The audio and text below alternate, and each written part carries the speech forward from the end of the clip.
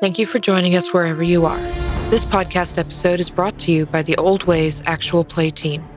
This actual play uses the Trail of Cthulhu First Edition tabletop role-playing game rules by Pelgrane Press. This actual play is performed by adults and in an adult setting. Listeners should know that this show may include mature themes and scenes. All content, including names, places, events, and so forth, which may bear resemblance to entities living, dead, or eldritch, is strictly coincidental. My name is Rena Henze, and for tonight's game, I will be your keeper.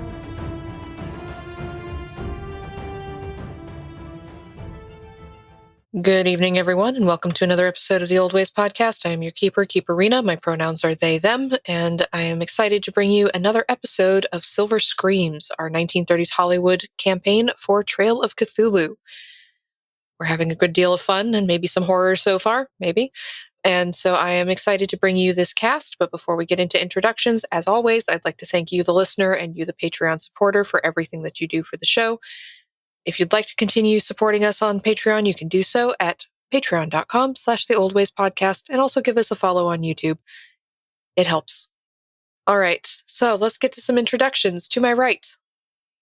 Hi, I'm Bunny. I'm playing Yvonne St. Cyr, and our pronouns are she, her. I'm a makeup artist and concerned friend. Friends being friends. That's all. All right, and next to Bunny. Hello, I am Nichelle. I am playing Lilith St. Cyr, and we both go by she, her pronouns. And I'm an actress. All right, and next to Nichelle, we have... Hello, I'm Perry. I am playing Kingston Biko Garvey. I'm stagehand and set designers, and I just salted my mail.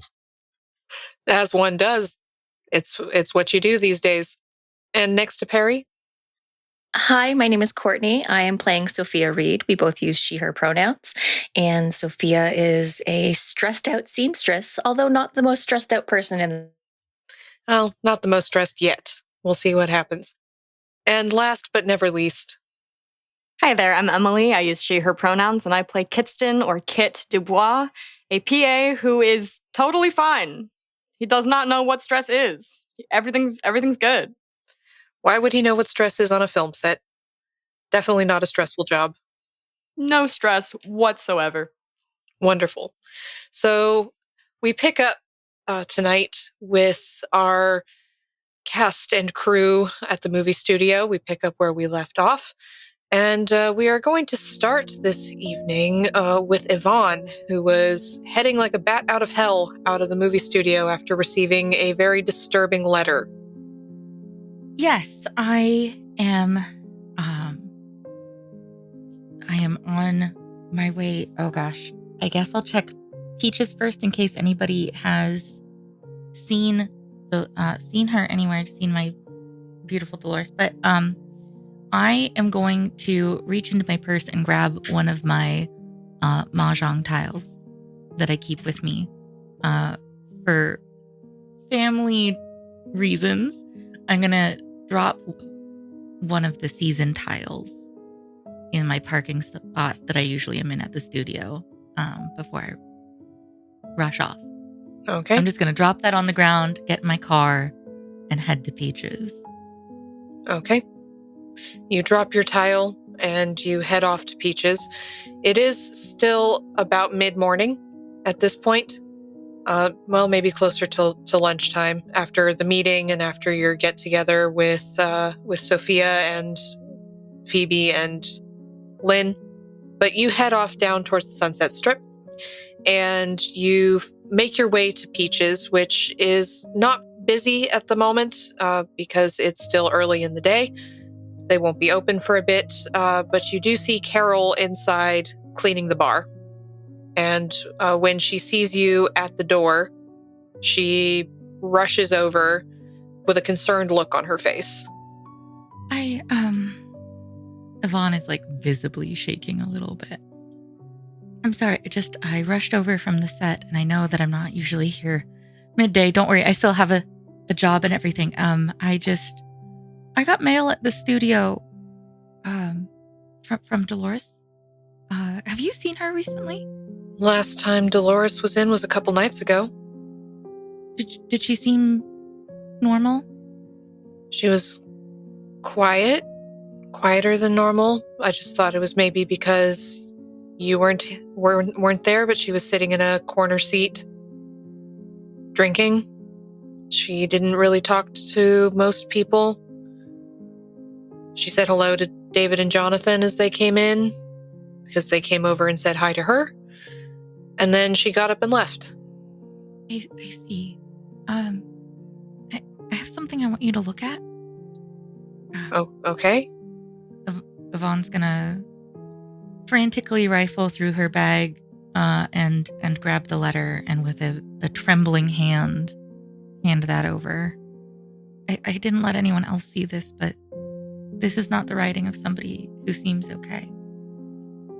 You hand the letter over, and Carol takes it, and she looks at it, and you can tell when she gets to that second paragraph, because her facial expression changes.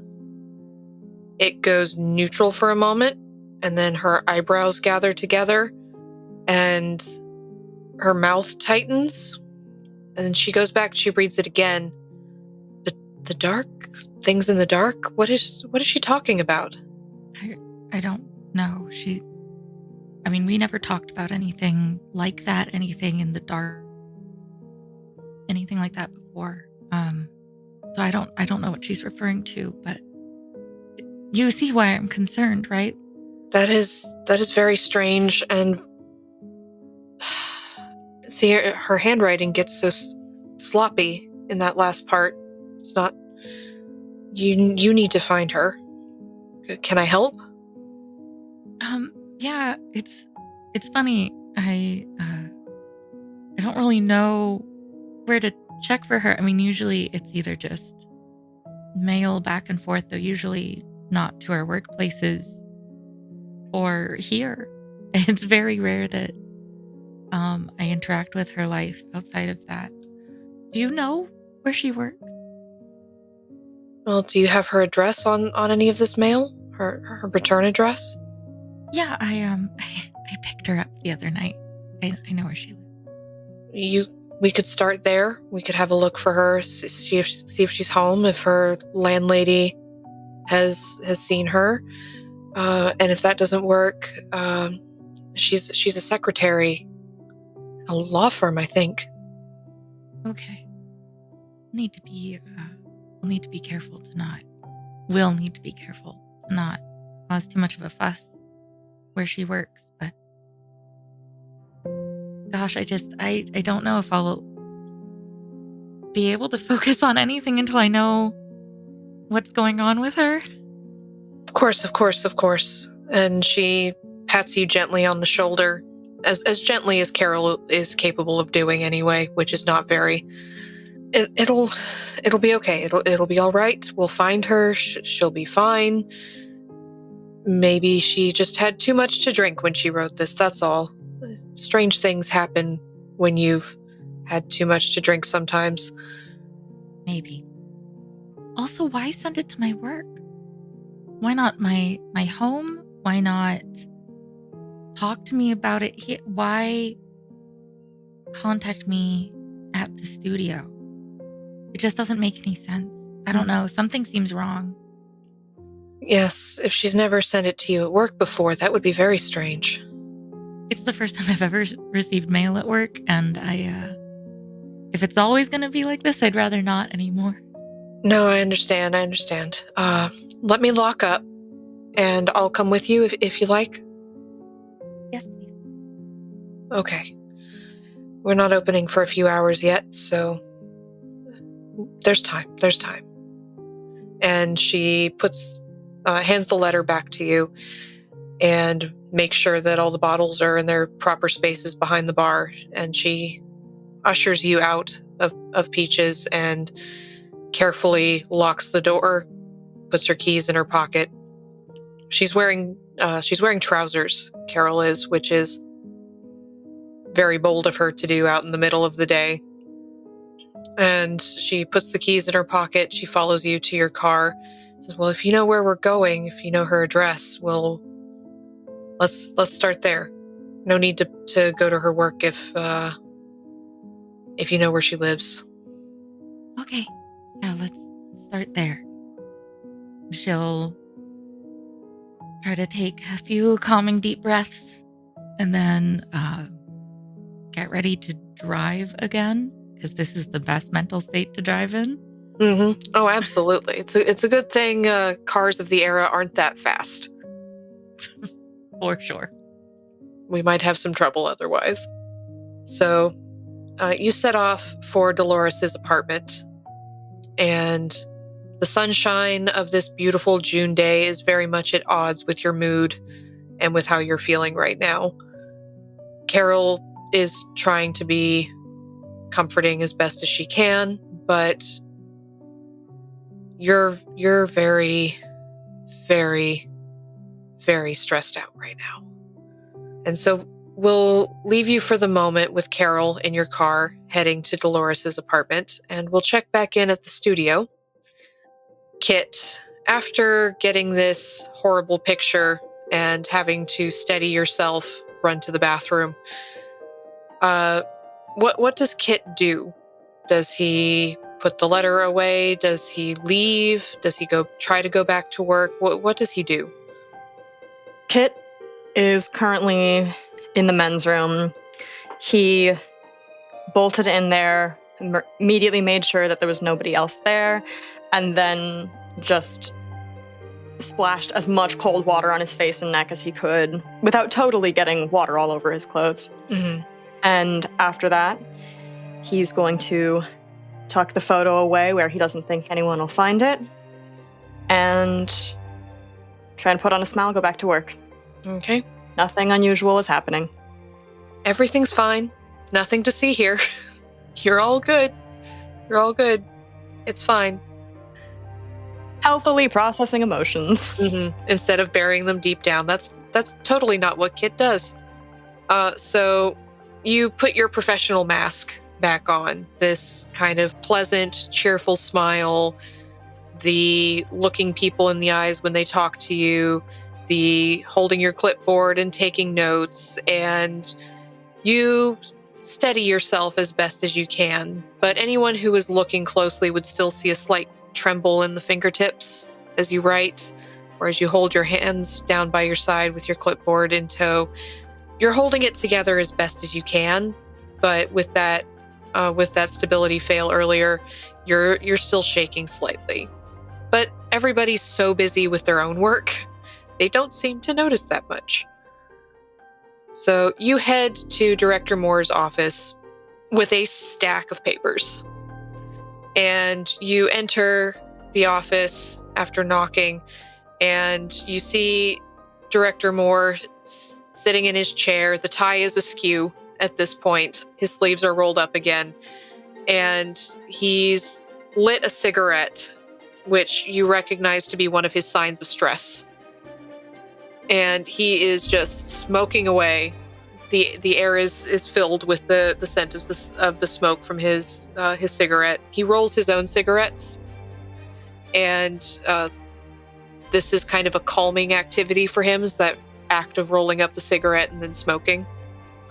And he looks at you, and he takes the cigarette out of his mouth, and he looks at the stack of papers you're carrying with your clipboard, and he just rubs his temples, and the cigarette touches the side of his face, and he startles because he forgot he was holding it.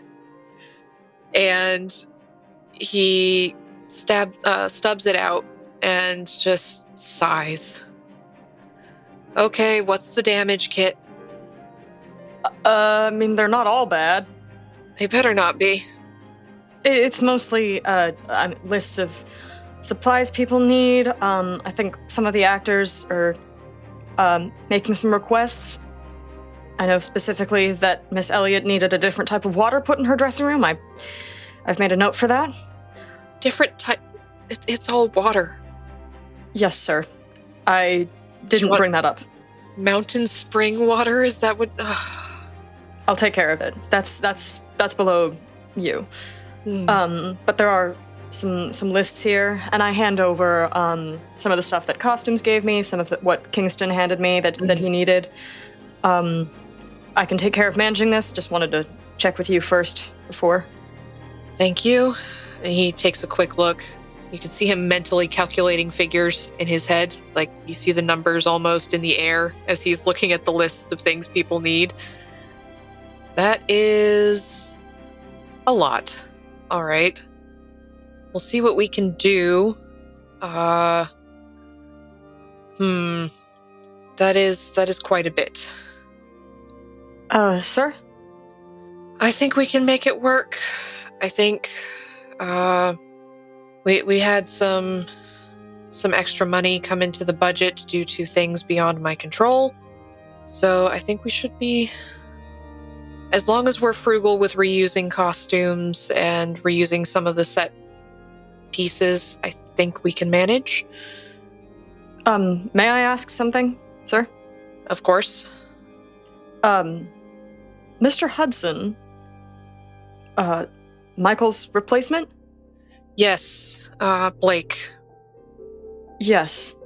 He did really well in the script read through. Yes, I think he was a good choice. Yes, Lilith told me. Doesn't it... forgive me if this is impertinent, but, he likely had an impact on the budget, right? From Universal? Oh, we actually, saved some money with hiring him, believe it or not.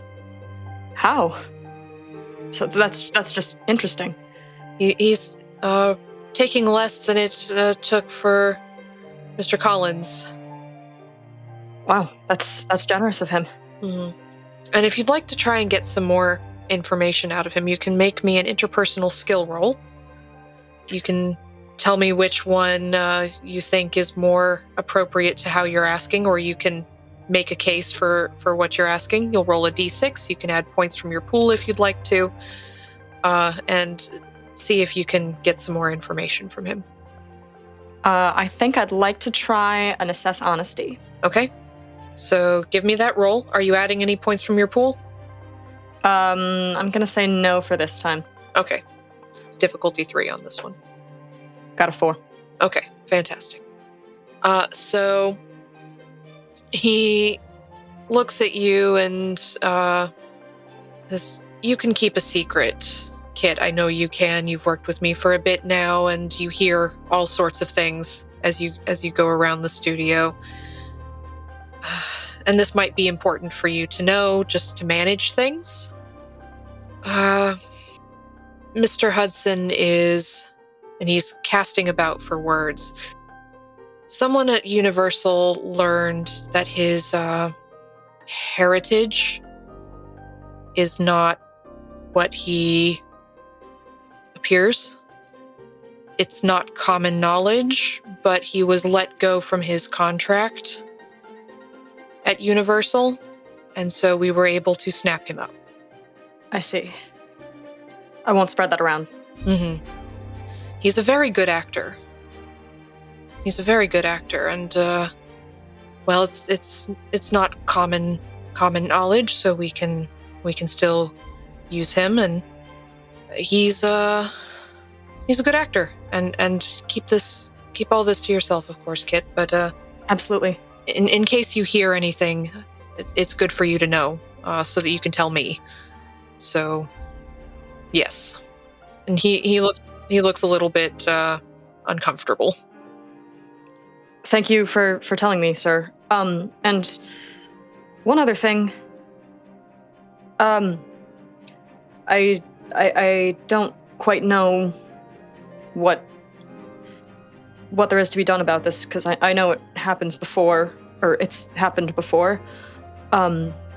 Lilith, Miss St. Cyr, received a concerning note, and I'm wondering whether we might be able to afford her a little protection. Nothing too extreme, of course, just maybe someone could keep an eye out. His brow furrows.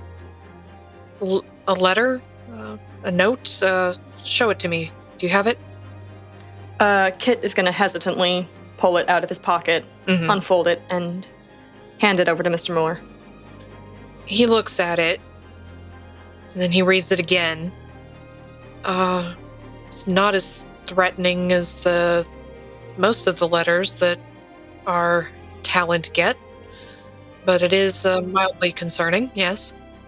I know in terms of content, but just the formats, the lack of address, it just seemed a little. Anyway, I thought I should bring it up. She seemed concerned. I appreciate this, Kit. It's good to know. I don't think we need to put protection on her or anything of that sort at this point, but we will keep an eye out. If anything more comes in or any other threatening activities occur, please let me know and we'll go to the police and see what we can do. But I think at this point, they're just going to say this happens to the actors. And unfortunately, Miss St. Cyr is not a name yet. Fair enough. All right. Thank you, sir. Before you go, here's our shooting schedule. We're going to start next week. Once all the script read-throughs are done, we should have enough of costumes done and set. Kingston's been working very hard. We should be able to start with some of the scenes, at least establishing shots as well, before too much longer. So here's the shooting schedule for the next week. Please make sure that we give call sheets to the actors who are going to be in these scenes. And make sure that Miss Joy knows how many of the background actors she's going to need to put in makeup. All right. Can do. Thank you, sir. You're welcome, Kit. And he doesn't shoo you out of the office, but he picks up his cigarette and relights it. And as you leave the office, he's smoking with one hand and rubbing his temples with the other. All right. I am glad to be getting out then. Mm-hmm. And then before I do anything else, I'm going to, as quickly as I can, run over to Yvonne's station. And I'm going to write a quick note to her that just says, game at the house as soon as possible. Kit. All right. You leave a note on her desk. She's not there at the moment, but you're sure she'll get it. So you leave a note. You get back to your business, passing out call sheets and shooting schedules to people who need it. Meanwhile, Lilith, you are making your way to the costumes department so you can start getting your first fitting done. And so you walk into the costume department, and Sophia is just coming in from having been in the makeup studio just a little bit ago. And she's carrying some fabrics, and Lynn is following behind her with more fabrics. And so, Sophia, you see Lilith there. Miss St. Cyr, it's a pleasure to officially meet you. Are you here for your fitting? Yes, Miss Reed. Do you prefer Sophia or Reed? Sophia's fine. Feel free. Of course. Do you have a preference? Lilith is fine. Wonderful. I obviously have some of your measurements from the Devil's Locket already noted, but we're doing a slightly different style with how we're repurposing a few things. So if I could just take a few extra measurements, it won't take too long or much of your time. I'm terribly sorry about that. Why are you sorry for doing your job? Force of habit, I guess. So if you could just stand up here on the pedestal, and she'll take out her measuring tape and she'll start taking measurements and noting things down. Your work with the Devil's Locket was really quite lovely. You stole every scene you were in, if you don't mind my saying. You're very kind, Sophia. Oh, thank you. Are you enjoying working with Avalon Studios? I have. Are you enjoying your recent joining the company? There's a lot to learn. It's been exhilarating, yes. Just remember that there's some that will push you around because they think they can. Remember, you can add 5 pounds with a mislip of your measuring tape. So just keep that in mind. You have a lot more power than some people might think you do. Oh, well, I haven't needed to deploy any such tactics as of yet, but I will keep that in mind. Thank you. Of course. And Lynn speaks up from behind you, Lilith, where she's putting fabrics away. She said, I have to say, Miss St. Cyr, I caught a glimpse, just a bit of you filming your death scene in Devil's Locket, and it was breathtaking. Thank you. It seems that is a particular talent of mine that needs to be filmed. I think it takes grace to die with dignity. I think Lilith is just remembering back to like the giant goose egg bruise that she had on her hip for like several weeks after from shooting that scene, and it just like doesn't want to ruin or burst the bubble of what's going on, and just plays the doll which Sophia needs. Mm-hmm. And Lynn brings up some fabrics and hands them to you, Sophia, and says, if you want to match things with her skin tone, just so we get an idea of which ones we need to use. Oh, yes. I was looking over the color palette that I discussed with Yvonne and Phoebe, and I think probably this one will do best. She holds up a bolt of fabric and just sort of sees how it plays with your tones and whatnot, and finds that the contrast is very pleasing to your complexion. And I'm going to try doing a cut so things are more on a bias for the fabric, so things drape rather nicely. I think it's going to work lovely with everything you're doing. And if at any point you find that you don't have the mobility that you would like, please let me know. I can always make adjustments for seam allowances or add, a bustle here and there. Have you talked to Kingston regarding some of the scenes? We discussed a few of them, mostly just discussing how we're going to try and incorporate some set design into the costuming as well. But I think for the most part, we're dealing with the majority of the background actors for the moment. The bigger set pieces are easier to match when it comes to how things are going to blend, but we want to make sure that our leading cast gets to stand out, shine, as you will. Do you have any concerns about any of the coloring or fit or when I spoke with Mr. Dawlish last week, he found a pin in his coat. So please feel free if ever there's anything amiss. Do let me know and I will make sure to adjust it. I appreciate it, Sophia, but I'm fairly certain that under your steady hand, that the costumes will shine through and bring the characters to life more than they would normally. Thank you. That is very kind of you to say. How is Lilith feeling being fussed over and having these conversations? Does she enjoy being the center of attention when she's getting makeup and costumes done, or is it just something she has to do, so she does it? I think it's very much this is just something that comes with the job. I think that acting has been so much in her family's life that this is something that is just expected.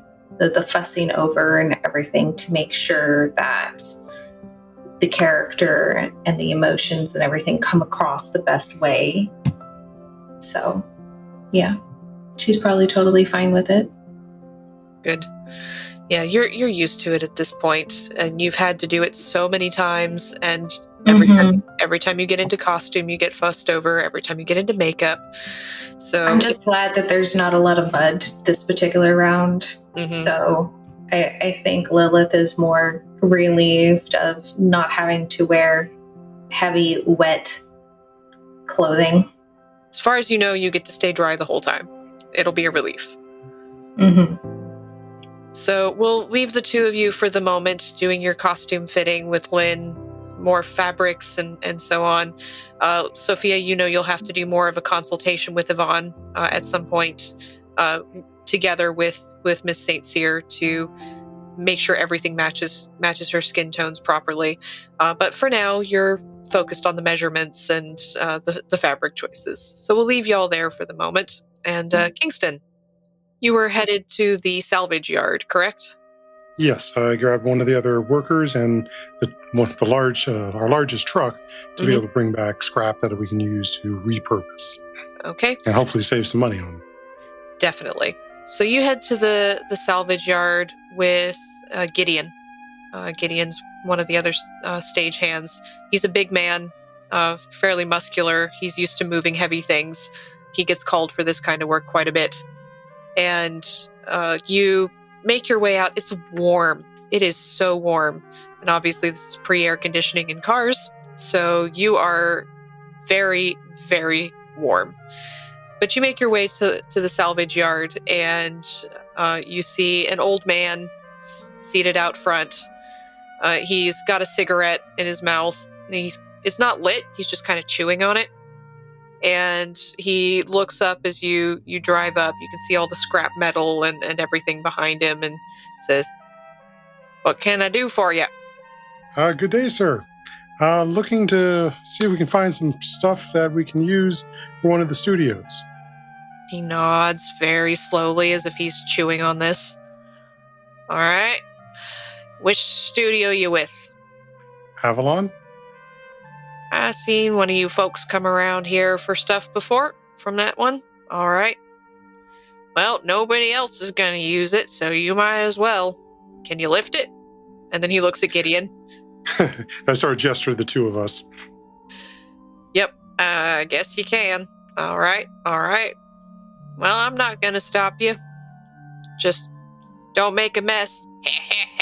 He cackles, looking at all of the stuff everywhere. Once we find what we do, we'll bring it to we'll go and put it on the truck and bring it up for your review. He nods and throws his cigarette in the ground, pulls out a fresh cigarette, starts chewing on that one. You see a bunch of cigarettes on the ground around him. None of them look to have been lit. They've just been chewed. And so he waves you on to the salvage yard where you can pick out the materials. What kind of materials are you looking for? So what I'm looking for are a couple of different possibilities, depending on what I can find in the large enough amount. So we have to fill in. So something that maybe like ribbing that I could use to create a faux cage, at least on one side. So if I either wanted to put it on top of a table, I could, but it's easily to remove. So like some of the decorative plating on old cars or some of the spines that go into the structure would be useful. If I can find like an old cage that we can partially jerry-rig that would work. Any type of material from like some of the like old cars or like an old dental chair, then I don't need a table because I could just jerry-rig the dental chair for that.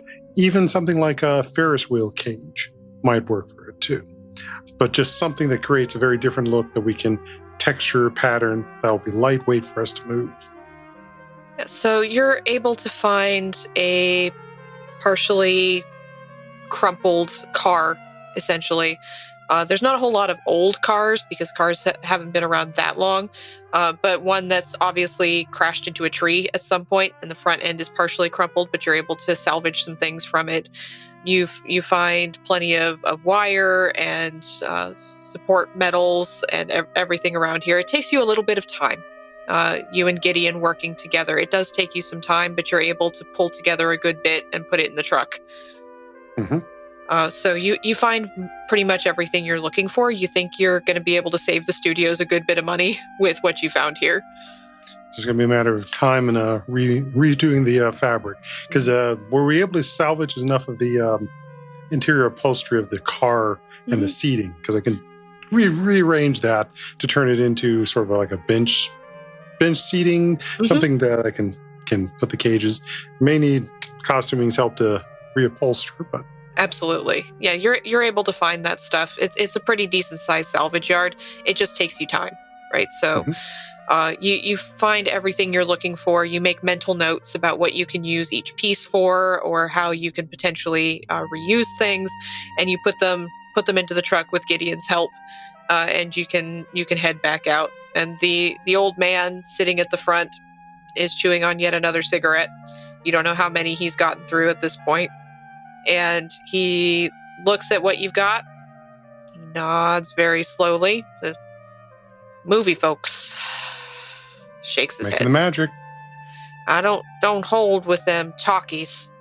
Well, thankfully this is black and white, and we don't do too many of those just yet. You see him processing this for a moment. Well, probably won't see it. That's a shame. But at which point, I'll gesture to Gideon for if he's got a couple of cigarettes that he has, Mm-hmm. and just offer them over to him as well, as a thank you. He takes the cigarettes, nods. Well, use it well. No one else is going to. Yeah, may all the roads be open. He blinks and then just waves you on. And we head back as the sun is setting and get Gideon's help to start unpacking those things. I'll work more on those probably in the next day or two. Most of what I want to work on is more the other sets, because by now, hopefully, most of the other work staff I left behind working on it has got the general frames done, so we can start covering and priming. Yeah.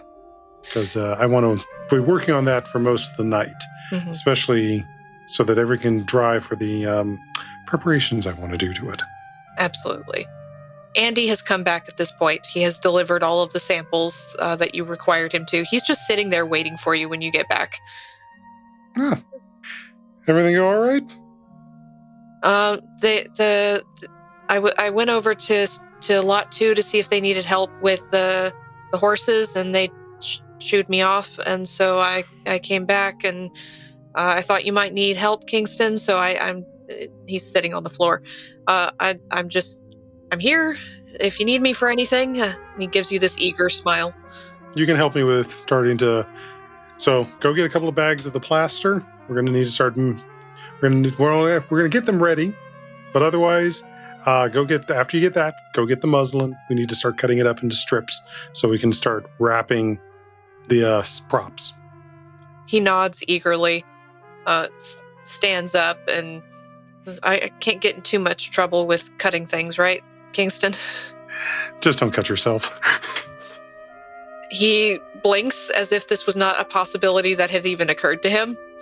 And he scuttles off to look for the muslin and the shears and the plaster and everything you've told him to. You see him repeating to himself the things that you told him to get. He's just muttering them as if in a list, trying to remind himself of all the things that he needs to get.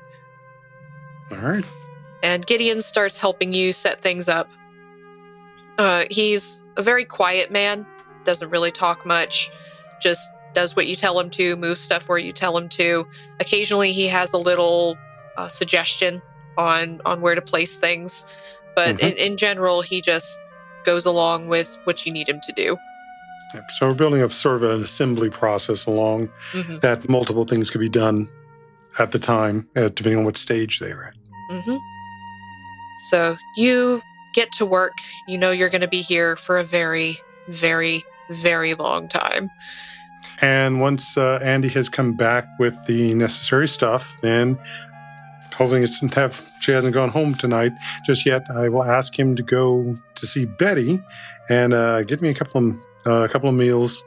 Because we're working late, but not too late. And plenty of coffee. Says, I can do coffee, and I can bring food. That's hard to mess up. And Thank you. He has this sheepish little smile on his face. He knows he's a bit of a klutz, but he tries very hard. So he scuttles off in search of coffee and food for you. And then he pokes his head back and says, how long do you need me to stay, Kingston? We probably should be wrapping up about 6 or so. Okay, I'll get myself some coffee too. And off he goes. All right. And with Gideon's help, I will start mixing up the plaster, and we'll cut as much of the strips of muslin as possible so we can soak them in the plaster and then start wrapping them around the chicken wire. So we'll leave Kingston there for the moment, putting his pieces together and just enjoying the work. This is good work, and it's creative work. So we'll leave him there for the moment and shift cameras over to Yvonne, who is driving up to what kind of place does Dolores live in? Does she live in a house where she rents a room? Does she have an actual apartment in a building? What kind of place does she live in? She is renting a room from a nice older lady who doesn't seem to be aware enough to not mind her own business. Okay. So you drive up in front of the house and you see it's quiet, this little neighborhood. Not too many people out at the moment. It's a good place to live.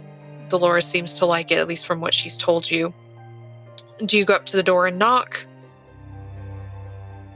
What do you do? Yeah. Okay. I will go up to the front porch and knock, hoping that old lady is home, but we'll see.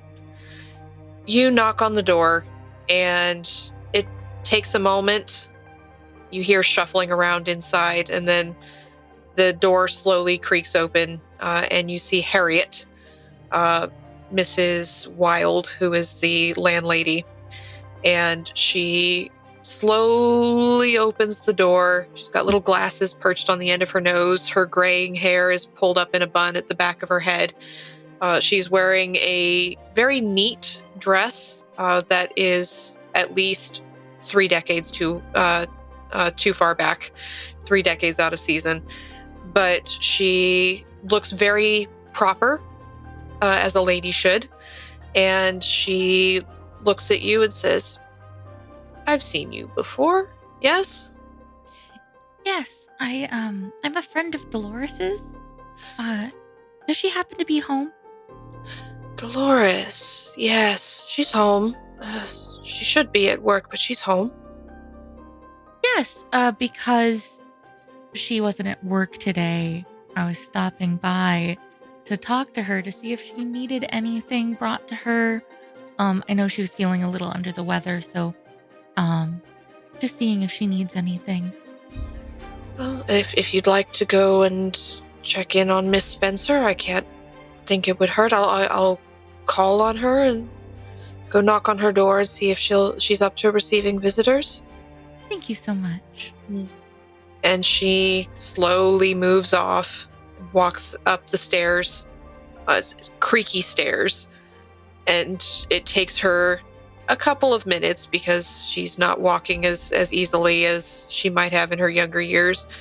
But you hear a knock on a door, and then you hear a hushed voice, and then she slowly comes back down the stairs. Says, "Miss Spencer will be happy to see you." Oh, fantastic! Thank you. I'll sort of wave back to Carol in the car, of like a one moment, be right back kind of gesture. Okay.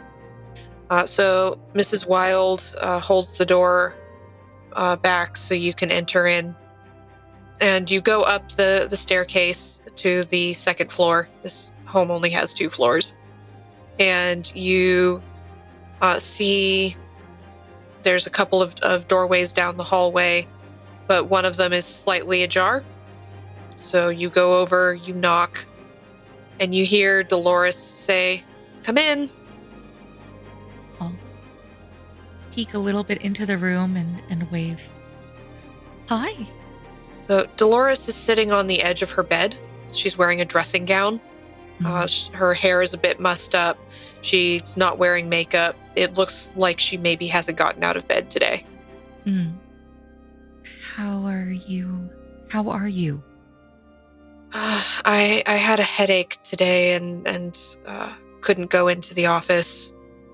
Just one of those headaches, and she puts her hand to her temple where you can't see anything. Just came out of nowhere. I'll step into the room and I'll shut the door behind me, and I'll pace over.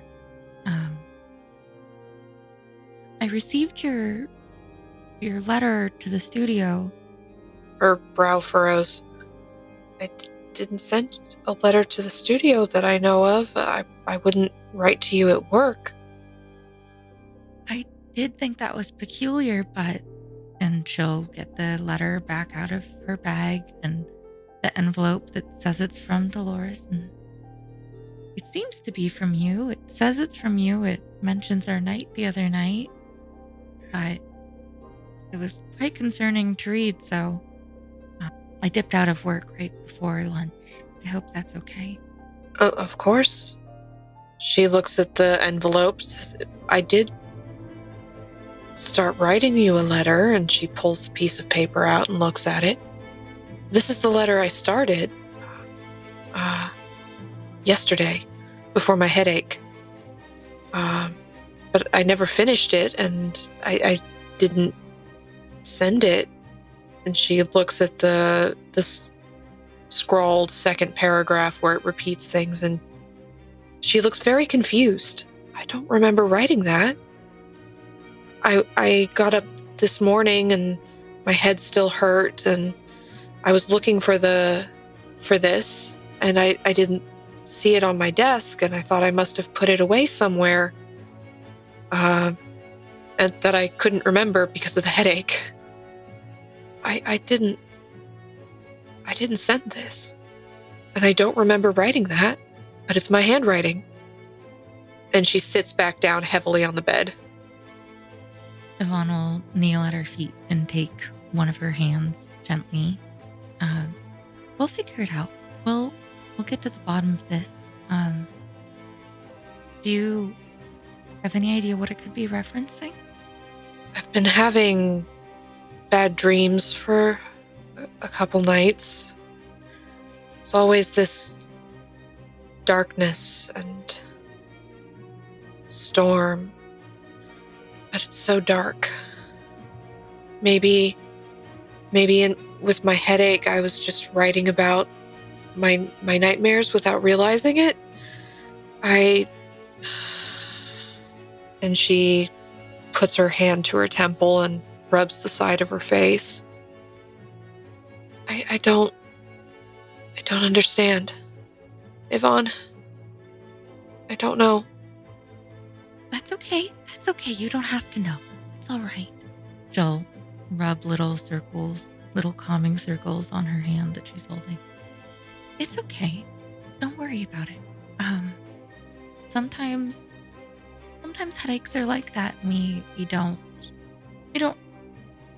fully remember everything that happens during them, and sometimes nightmares can get us all discombobulated, and we'll figure it out. Yvonne quickly, to a perceptive ear, would fall into maybe reassuring herself more than she's actually reassuring Dolores at this point. We'll figure this out. It will be fine. This is normal. Yes. But no, we'll get to the bottom of this. This did not seem like the writing of somebody who was okay, and I haven't seen you in a few days because we're starting work on the production. And, I mean, looking at this, I'm sure you understand why I just needed to find you. I wouldn't have made a scene at your work or anything. Just, I was really hoping you'd be either home or at Peaches tonight so I could ask you about what's going on. You've had these nightmares for a few days now, you said? Since Friday. Oh. I see. Each night? Every night. Are they always the same?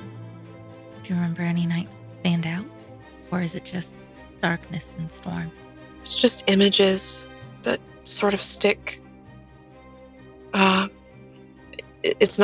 not linear or story or anything, or if they are, I don't remember them when I wake up. I just remember being in the dark and feeling a storm coming, seeing lightning, this bright flash of yellow lightning in the sky, and rain on my face.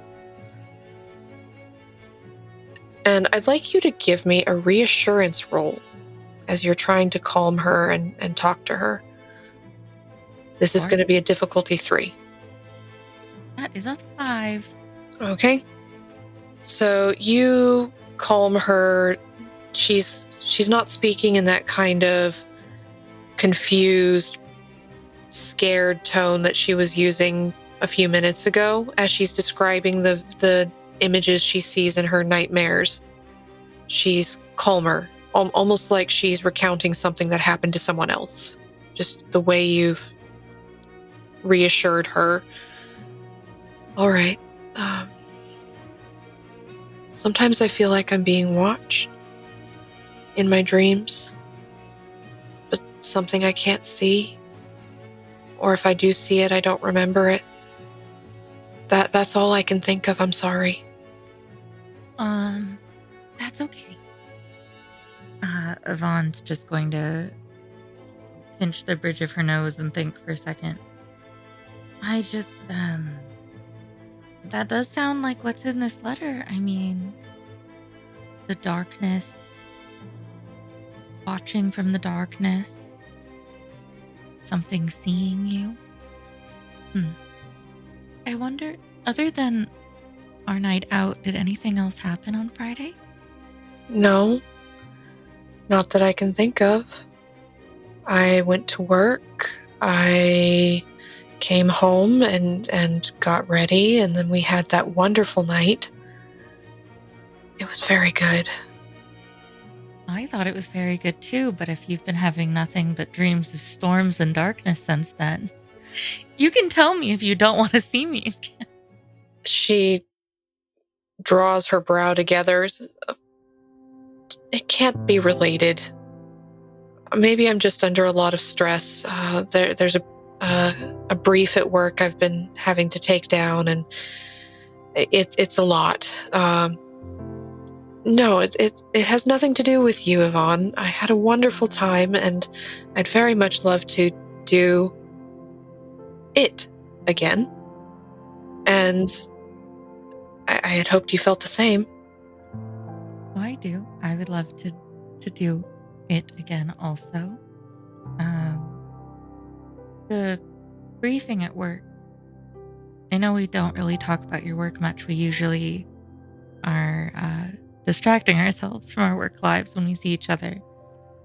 Is the briefing I'm just thinking, sure, it could be stress. Does the briefing have anything to do with this type of thing, maybe? It's just a complicated case. It doesn't have anything to do with storms or darkness. It's just a child custody that we're working on. It's very complicated, and you feel so much for the children and everything, and we're representing the husband, and I wish we weren't, but I don't. Maybe it's related. Maybe there's symbolism in the darkness that we're representing. Maybe that she sounds like a drowning person latching on to a life preserver, as if trying to make sense out of anything.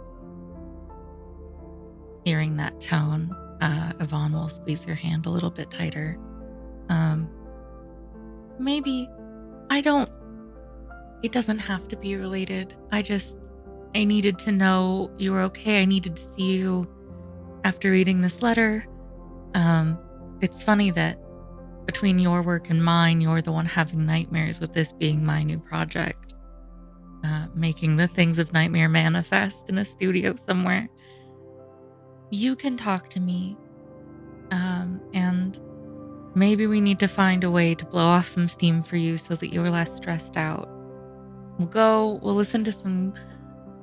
She'll playfully dance using the one hand that she's holding of Dolores's.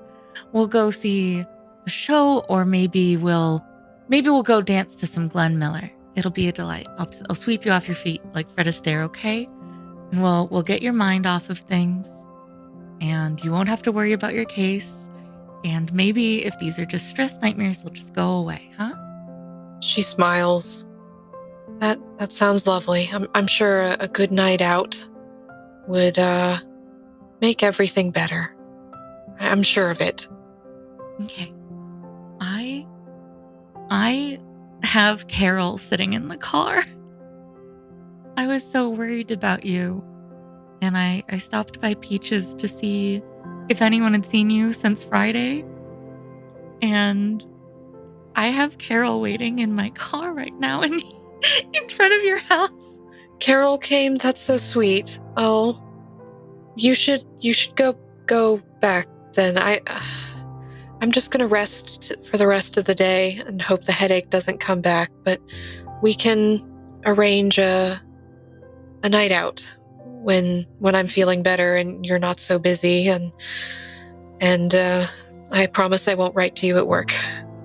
You can, if it's an emergency, you can absolutely leave a note. Though, I think that Kit or Daphne will be fine. Also, oh my gosh, sometime when it's less pressing, I need to tell you how many people from Sunset work at my studio.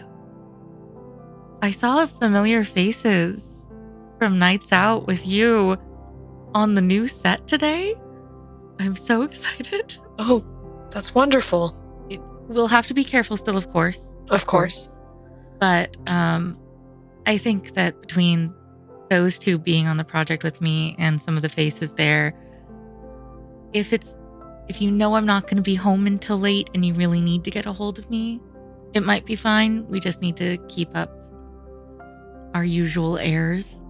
Of course. But you know where my apartment is. If you need to mail me normal correspondence or leave me a note with Carol or something, I promise to get back to you. Okay? We'll figure something out. Don't worry. And she clasps your hand. It'll be all right. I know how to get hold of you. And I promise I will if anything goes wrong or if I need you, and I might need you. I think I can go focus on work again. Time to go help do makeup in a graveyard. I'll see you later, okay? She takes a deep breath and nods. Just don't worry about me. I'll be all right. Okay. All right. And Yvonne will make her way back out to the car, thanking Mrs. Wilde for letting me in on her way out. All right. So you go back, and do you head back to the studio after dropping Carol off at Peaches? Yeah, I will. I'll head back to the studio and I'll grab some extra supplies from my work kit I keep in my car. Okay. Just so that it looks like I actually ran on the errand that I told Sophia to tell people, just in case anybody actually asked. All right. So you go back to work with your kit, and you, speaking of Kit, you find a note from Kit on your makeup table, telling you that there needs to be a family game night soon. But you're able to get back to work. So all of you go about your day at work. Set design, costume design, Lilith getting measured and made up in makeup tests and all sorts of things. But Lilith, you are the first one to be able to leave because you're not actually filming today. Once you've done the first makeup test, the costume fitting, you've already done a couple read-throughs today with everyone. Daphne brings you a script with some revisions from Director Moore. And you are able to leave first. You and the other actors are able to go. What does Lilith do with her evening? Question on the changes. Are any of them impacting Lilith's part, or is it strictly the lead actors that it's impacting? So there's a good bit for Mr. Dawlish to make them more dramatic in his mad scientist scenes. And there's a couple changes for you. Specifically, you've now got the notes about the potential imprisonment that Kingston mentioned to you. Like, those are clearly laid out in the script now. Okay. So when you are caught sneaking into the laboratory trying to find out what happened to your dead and then undead husband, you're going to be locked up for a bit until Dr. Gravenhurst decides to try and use you in an experiment. And so that particular note is left for you. Does any of the changes lower the impact of Clarissa? No. Clarissa still gets her big dramatic scenes, especially at the end. Okay. Mm-hmm. Okay. I think Lilith probably heads to the market first before heading home, grabbing a few things just for the house, pantry, grabbing maybe some fresh flowers or something, celebrating the start of a new shoot. And that way her mom has some flowers. But yeah, I think she just goes on with her role, I guess, switching roles from being actress during the day to being daughter and sibling at night. So, and we'll definitely put mom on notice of like, hey, some extended family is going to be here. Kit would really appreciate you making your bread pudding. And your mother looks very happy. She loves it when the whole family comes in. She loves Kit. She's very happy when the children are around, children as she calls them, all of you. And she asks you, so is this tonight, tomorrow night? When is everyone coming? It's been such a while since I've seen Kit. I think more so tomorrow, as we weren't necessarily making plans for today, but yeah. Quick question. Did any mail come for me today? No mail. Okay. I'm just curious. Were you expecting any? No, I know sometimes I get fan mail and I try to respond to those as much as I can personally. So. No, nothing today, dear. I think that's an aspect that Lilith does not really tell her mother. Is mixed in potentially with fan mail is the threats. So I think she very much just kind of like slides that under the radar. Doesn't want to worry mom. Doesn't want to, Doesn't want to cause any unnecessary fussing. Yep. All right, so you go about your evening. It's noisy in the house. You get some reading done to brush up on your horror again. Get some notes taken, and we'll leave you there for the moment. What do the rest of you do with your evening? Kingston will come to you last in this because you're staying at the studio. So Sophia, what does the rest of your day and your evening look like? Sophia's been busying herself just trying to make sure she has all of the numbers for all of the background actors that need different sets of overalls and torn shirts, and just setting up everything to be organized so she can really jump into work later on. And I think as the day progresses, she tries to make her way around to where the mailroom is to see if she can just poke in, say hello, to see if maybe there's any information about who potentially delivered this letter for her at the studio. All right, so you go down to the mailroom, and it's less of an organized place and more just like a desk and someone sitting behind it, and they take the mail and then they sort it into these little piles where it goes to each department. And Leah is the woman sitting behind the table. She's sorting the mail. She's alphabetizing it within each department because she doesn't get a whole lot to do down here. And so she keeps busy as best as she can. And she looks up and says, Ms. Reed. Oh, hello. Leah, was it? Yes. What can I do for you? Oh, I was curious. I received a letter here at the studio, which is not something that normally happens for me.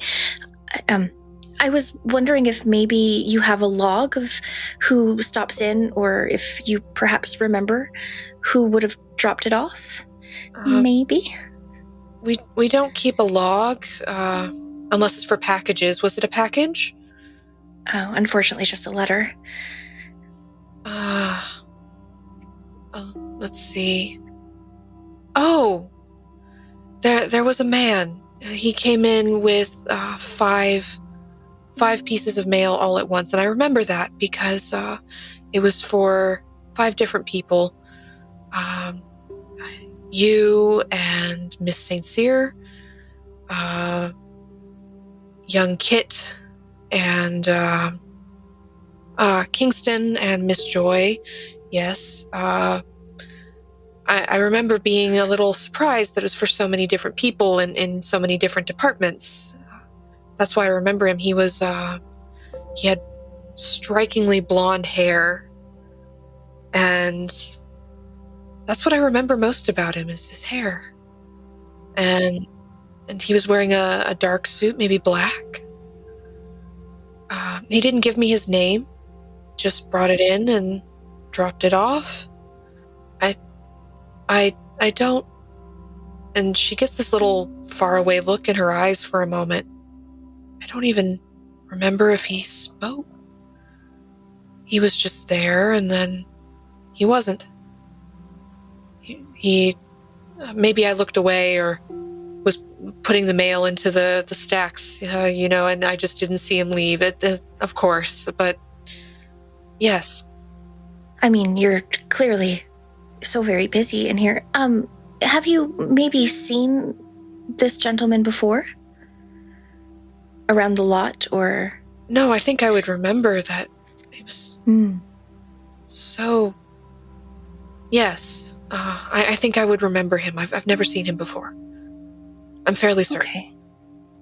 Okay. And you said Yvonne and Miss St. Cyr and Kit and Kingston. Interesting. Leah, thank you so much. And she'll reach into her bag.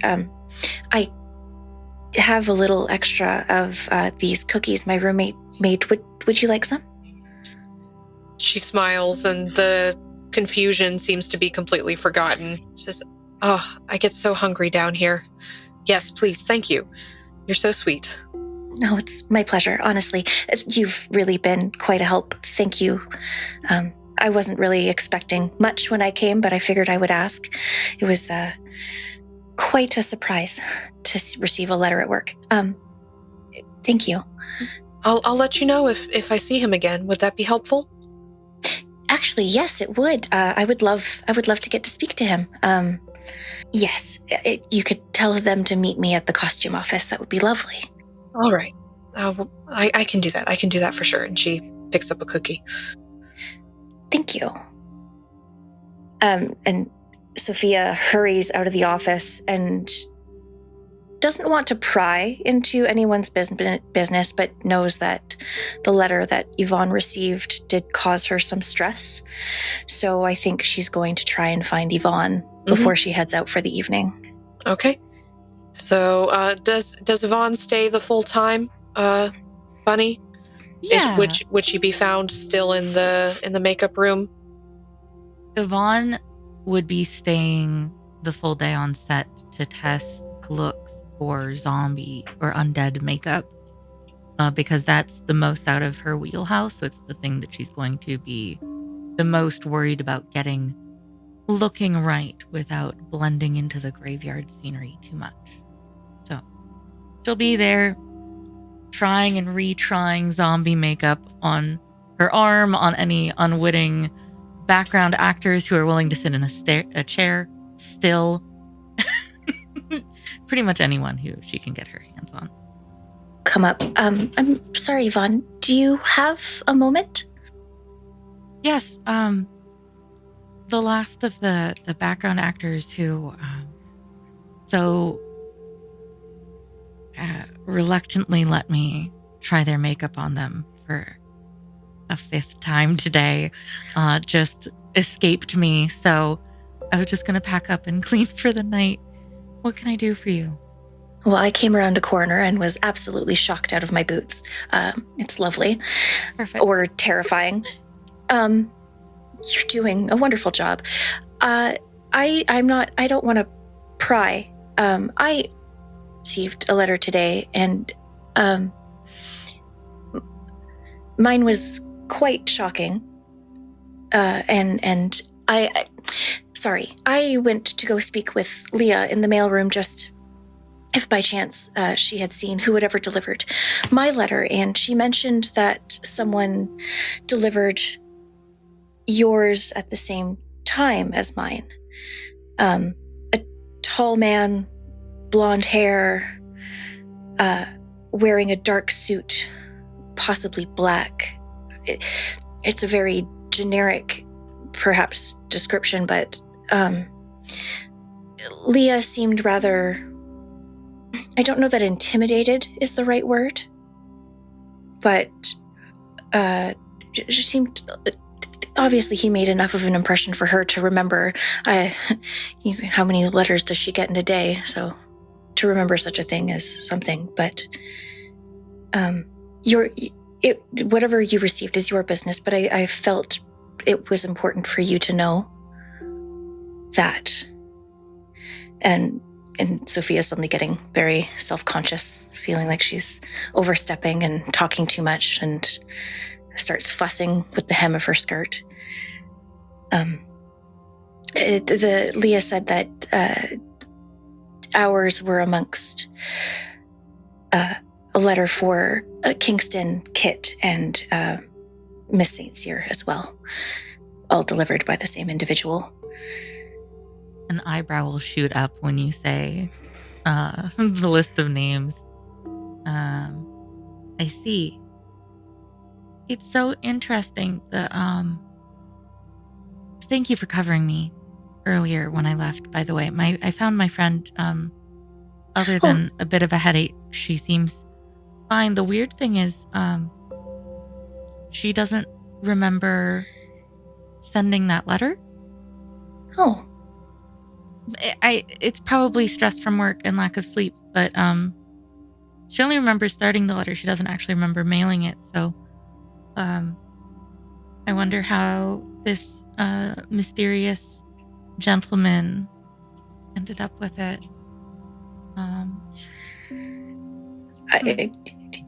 I did find it really curious. I'm very new here. I don't really know many of you, so yes, it is very weird, strange that my mail would be mixed in with yours from the same person. I won't pry into your mail either, because you seem concerned about it. But is the mail that you got happy? Stressful as well? What if you had to put an adjective to the mail that you received? Oh, it's very worrisome. It's from someone who I haven't heard from in far too long, and it doesn't bode well. I am very worried about him. I don't know who's still here. Do you think perhaps we should speak? I don't want to. I had a note waiting for me from Kit, and I need to check in with him about some things. Okay. And schedule something. So if you want to find Kingston, I think he tends... It sounds like he plans on working late. He has quite a lot on his plate. And from what I know of his work so far on the set, he tends to dive into his work well. So you might be able to catch him, and I might be able to catch Kit, but most of the actresses have gone home for the day, so I don't imagine Lilith or Clarissa or anyone she works with would still be here. Mostly us behind the scenes folk. That's fair. I think that's a good plan. You find Kit, and I'll find Kingston.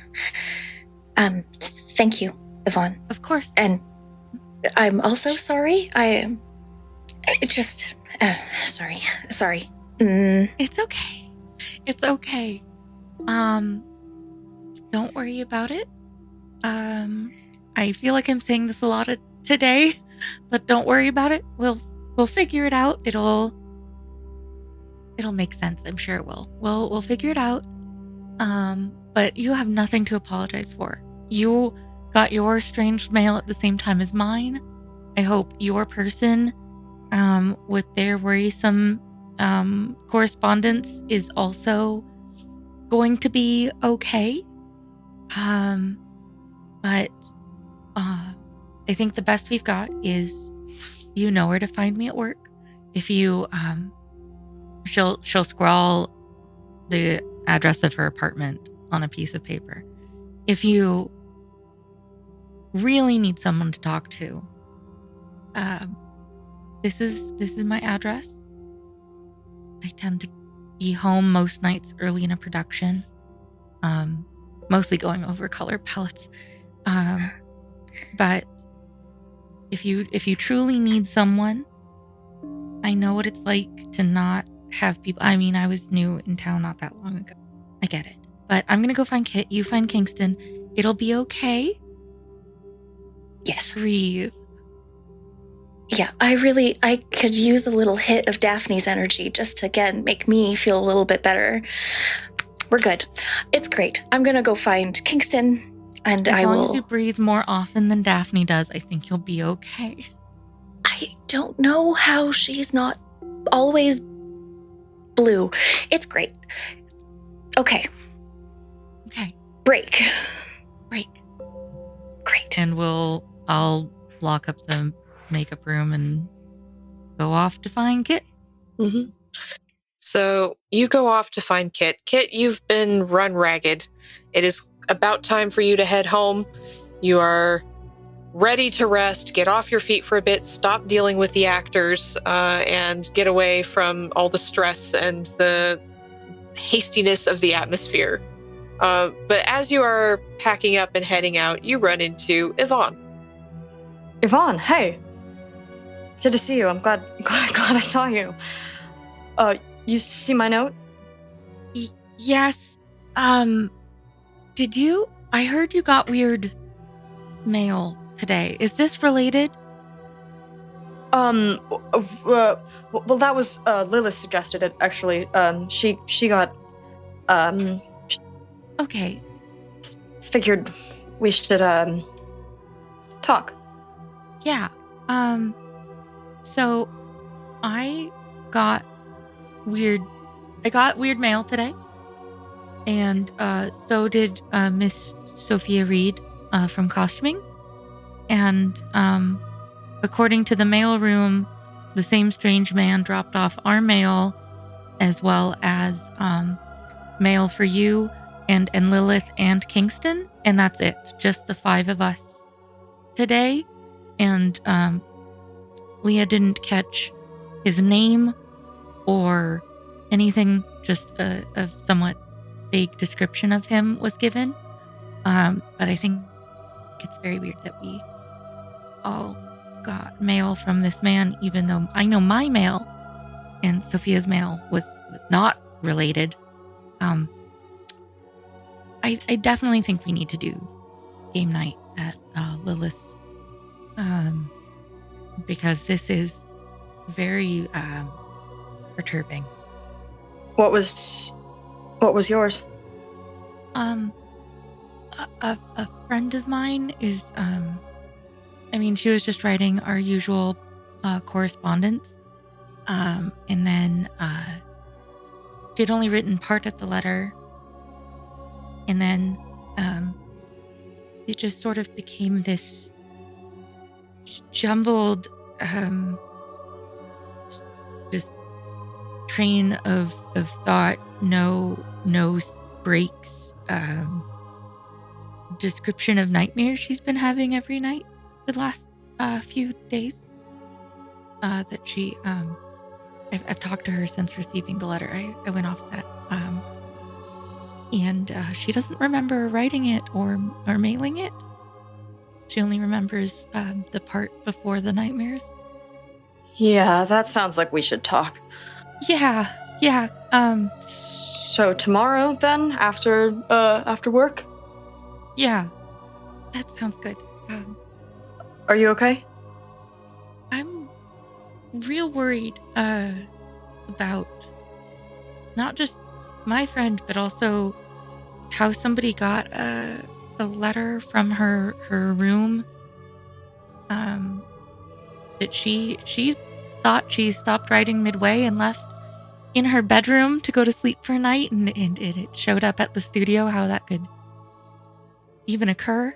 And now Yvonne is the one fussing with the hem of her skirt nervously. Sophia's rubbed off on her already. How a strange, vague man with blonde hair that dresses nice just happened to into our mail room with something from my friend's bedroom is very. I mean, you'd be distressed for your friend too, right? Yes, of course. Of course I would.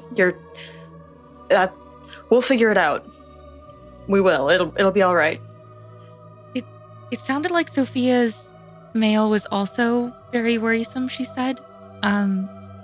Was yours of a similar vein? Is this man just handing out nightmares to all of us as well? Yeah, mine was concerning. Okay. Did Lilith seem okay when she left for the day? I assume she left for the day. She seemed fine. She seemed bearing the stress of all this a little better than the rest of us, maybe. Okay. Sophia was going to try to find Kingston. It sounded like he was going to be working late on the graveyard tonight. So she went to go find him to ask about his mysterious mail, to see if we could find anything out about these. I don't know, it's just weird that all this unrelated mail showed up without it being even brought by a postal carrier, just some random well-dressed blonde. Yeah, it's odd. Who knows? Maybe someone's just playing a really elaborate prank on us. Maybe I don't know. Well, yeah, it'll be okay. It'll be fine. Yeah. I'm sure. What are you doing after work today? Just going home. No plans. I'm really tired. I might turn in early. I should check in with Daphne before I leave, but okay. I will. I'll probably be to work early so I can try to catch you and Lilith before we get too wrapped up in the day to make sure we're on for after work tomorrow. Does that sound good? Yeah. Okay. I'll go say goodnight to Sophie and the others and head home at 2, I think. Okay. Let me know if you need anything, yeah? Yeah, you too. So the two of you split up to go your separate ways for the evening, feeling perhaps trepidatious. Let's check in on Sophia and Kingston. Sophia, you make your way to where you know Kingston's been working on the graveyard set. Plenty going on. You're sure he's still there. He's always one of the last people to leave, at least from what you've seen. He's usually working when you head out for the day. And sure enough, there he is, hard at work. Kingston Gideon has departed for the evening. It's just you. But you see Miss Reed come in as you're working. At this point, Kingston has gotten several of the structures painted and right now waiting for the primer to dry. he had stopped and gone into the workshop and was coming back carrying some smaller sized brushes just as he's picking up the case that's by his side in his bag. And you walk up. She's a bit wide-eyed and just looking at everything, impressed. Kingston, this is lovely. I'm gonna get to the point. Yes, Miss Reed. I received a letter that I was concerned about, so I went to speak with Leah. When I spoke with Leah, Leah said that a man who has strikingly blonde hair and a nice suit delivered 5 letters. My letter, a letter for Yvonne, a few others, and one for yourself. So if my letter concerned me quite a bit, Yvonne's concerned hers. If you received strange mail today, it was delivered by a tall blonde man wearing a nice suit. And I don't know what to do with that information, but I felt it important to tell you. Did you describe the man other than he's blonde? When I spoke to Leah, she didn't really seem to be able to grasp many details about him. He seemed to kind of just flit through her memory like water off a duck's back. But she's also really busy and sees so many people in the course of a day, and I'm merely impressed that she happened to remember one strange person delivering 5 letters. So unfortunately, no, but I would really like to know more about this person, because, well, what the heck? Can I ask what was in your letter? Just general sense. Because it sounds like it was disturbing for you. It was. You said you've worked here for a really long time, or a few years. Mm-hmm. Did you ever meet a young man named Howard? Not that I recall. No? Okay. It was a letter from someone who I have spoken to, heard from in a really long time. I'm really worried about him. And I miss him. I'm sorry. No, that's all right. And I put the paintbrushes over down and grab a handkerchief and offer it to you. She'll dab up the tears that are welling in her eyes. Thank you. Well, I don't know whose friend you're looking for, because I think the letter I got was very different. Give me just a second here, and put my gloves back on and go into my bag and pull out the envelope that I had.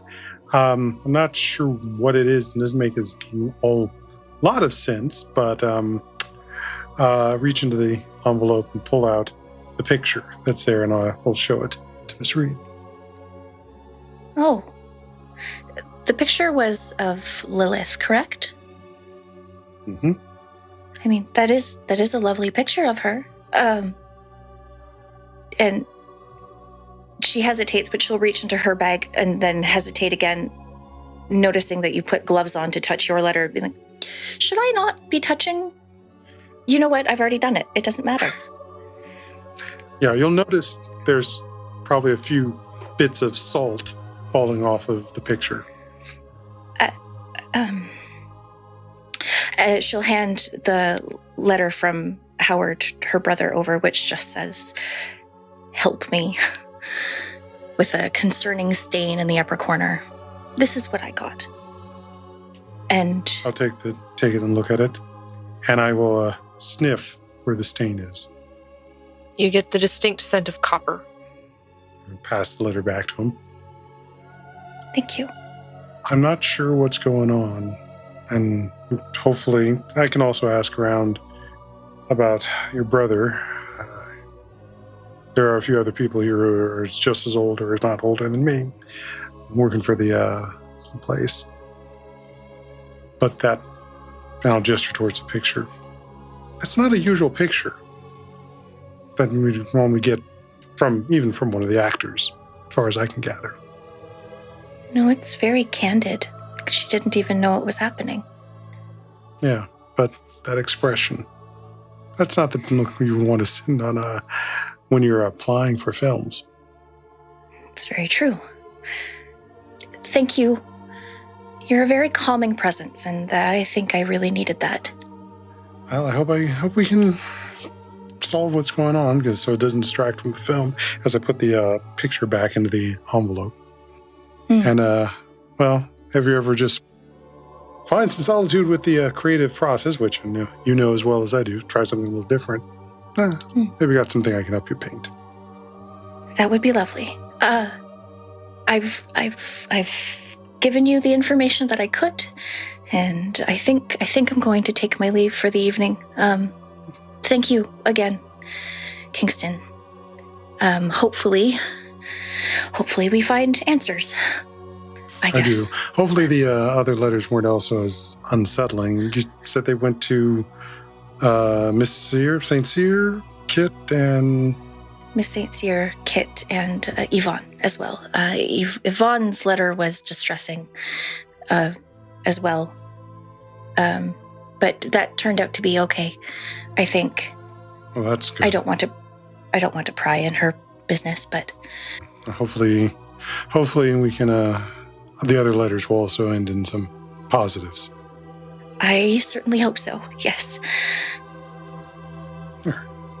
Well, excuse me, it's got a lot of painting to do. Yes, of course. Have a good evening, Kingston. Have a good night. And Sophia will walk off. So Sophia leaves. You get back to work, Kingston. You work for several hours until you're certain that no one else is there except perhaps the night watchman. And you have some things to do, don't you? Yeah, and it's about that time when I'm certain of it, and it's well into the witching hour. I take my case and set it down and open it up. And I remove a couple of containers which have incense on them. And I remove this, so there's several large wrapped objects in my case. And I pick one of them up and hold it up and pull the fabric from around it, and glistening in the light here is a bottle of blood. And we'll leave that there for this evening and see what happens next time with our cast and crew of Avalon Studios. Thank you all for listening, and good night.